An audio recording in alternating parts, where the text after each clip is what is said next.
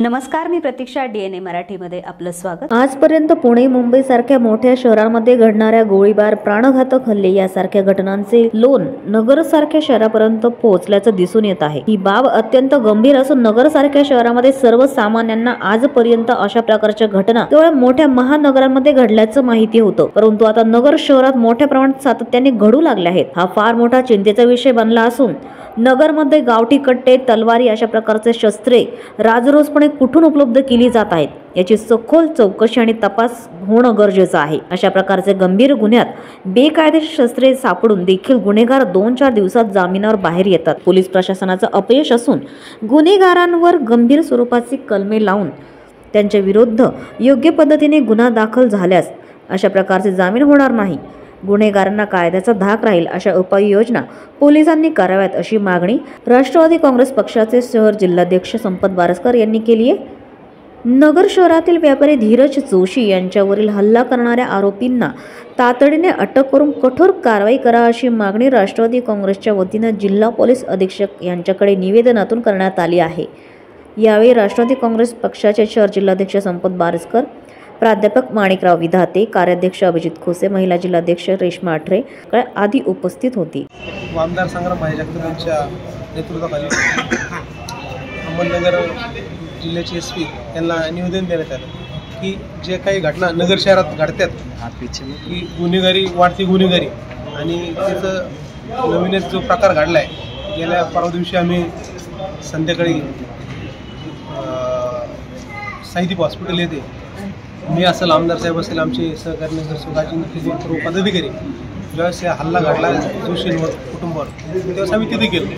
तिथे गेल्यानंतर तो हल्ला व त्या हल्ल्याचा प्रकार पाहिल्यानंतर की मनात एक शंका निर्माण झाली की नगर शहरात ही इतक्या मोठ्या प्रमाणात गुन्हेगारी वाढू राहिली, तर याला जरब बसणं गरजेचं आहे. आणि म्हणूनच आम्ही त्या दिवशी सुद्धा त्या कुटुंबासोबत होतो.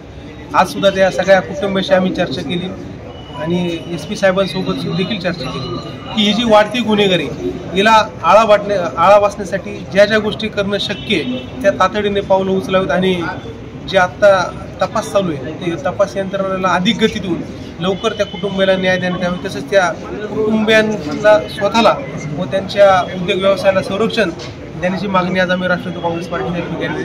तर आपल्या मार्फत आम्ही एक सांगू शकतो की पोलीस प्रशासनाला की आम्ही बोलून तर दाखवलंच यांना की आपण जे उपाययोजना आहे ही तातडीने आणि नगर शहरात कुठल्याही प्रकारची अनुचित घटना यापुढे घडणार नाही याची आपण गंभीर दखल घेतली पाहिजे.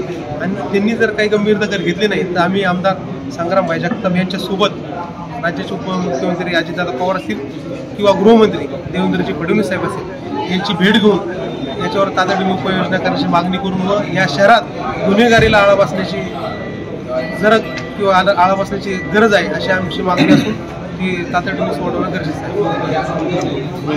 धीरज जोशी यांच्यावर हल्ला झाला आणि आज 2 दिवस उलटून सुद्धा जे हल्लेखोर CCTV फुटेजमध्ये कैद होऊन सुद्धा अजूनपर्यंत त्यांना अटक नाही. खरं तर या हल्ले करण्याची हिंमत का वाढतीये?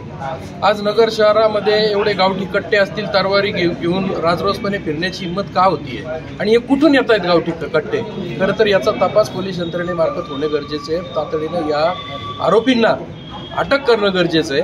खरं तर पुण्या मुंबई सारख्या शहरामध्ये या हत्याकांडाचे हे प्रकार खरं तर नेहमीच चालू असतात आणि त्याचं लोण या नगर शहरात आता पसरायला लागलेलं आहे. त्यामुळं आमची राष्ट्रवादी काँग्रेस पक्षाच्या माध्यमातून आमदार संग्राम जगताप यांच्या मार्गदर्शनाखाली आज संपतदादा बारस्कर यांच्यासोबत राष्ट्रवादी काँग्रेस पक्षाचे सर्व पदाधिकारी पोलीस अधीक्षक साहेबांना भेटून याबाबत खरं तर विचारणा केली की 2 दिवस होऊन सुद्धा अजूनपर्यंत आरोपी मोकाट आहेत.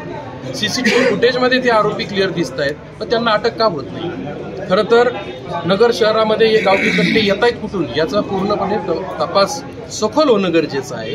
आणि या आरोपींना जर जरब बसला तर येणाऱ्या आता 19 तारखेला शिवजयंती असेल, डॉक्टर बाबासाहेब आंबेडकर यांची जयंती असेल, त्याचप्रमाणे लोकसभा निवडणुका या तोंडावर आलेल्या आहेत आणि यामध्ये खरं तर शांतता प्रस्थापित करणं गरजेचं आहे. अन्यथा वेगळंच काहीतरी नगर शहरामध्ये घडू शकतं.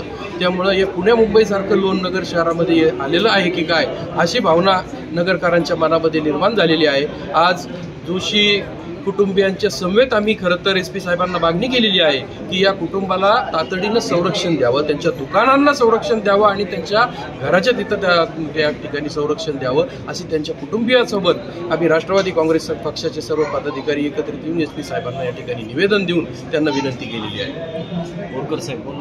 प्रतिनिधी मुंतजीर शेख, DNA मराठी, अहमदनगर.